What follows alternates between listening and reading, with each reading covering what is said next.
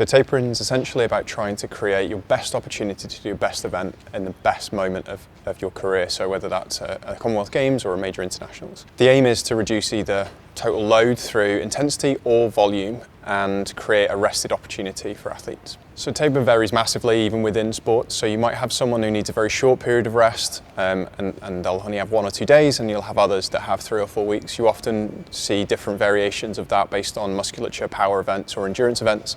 The endurance events generally will have a slightly shorter taper potentially, and it often will depend as well on the length of their event. So if it's a 1-day event where you're just competing once versus maybe a World Cup or a team sport environment where you might do it over a month or 6-week period where you don't necessarily have that single moment in time. So the same as in the other direction, when someone starts their new season, we want to adjust nutrition based on the workload. So as they reduce intensity or they reduce volume, we want to reduce some of that impact of nutrition. So reducing total volume is often the way we would go, but we need to be really smart not to underfuel them. So often it's a really delicate, fine balance where we're changing small things that are unnoticeable to start with, and it's easy to lose track of it. So some of the things we're really looking at focusing on is that antioxidant, anti-inflammatory marker moments in time. So whereas they might have an effect on blunting adaptations during a normal training phase, in recovery periods during taper, we're looking to make the athlete as recovered as possible. So we might go with things that are really vibrant, bright, pinks, purples and reds, so your cherries and berries and things like that.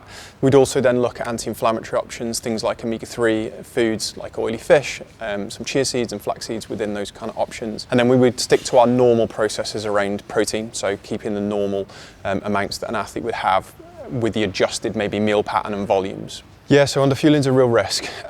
Also feeling really hungry and not happy is a real risk. So we have to make a really educated and informed decision as nutritionists working with athletes, working with the rest of the interdisciplinary team to try and manage what those adjustments are going to be in advance. And the aim is to make appropriate adjustments to avoid underfueling. We avoid hunger then by changing the plate. So whereas a normal athlete in a high intensity moment might be having half a plate of carbohydrate, a quarter veg and a quarter proteins, we might swap that to being half a plate of vegetables or a bit more, which are going to give you less calories but make you feel fuller for longer.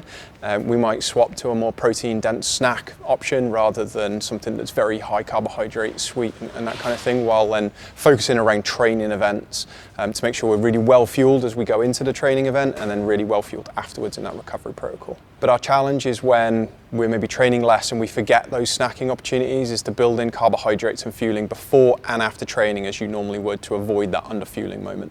So the last 24 to 48 hours should be about consistency of foods and habits that they enjoy and that they like and that they know work for them both in training and competition. And the big thing they should focus on is forgetting the fact that they've been on taper and think about the event that's coming. So if they're looking at a really long distance event or a really high intensity event, make sure they're fueling enough. A marathon would be a good example of that. It's going to be a lot harder and longer than potentially their training in the lead up to it.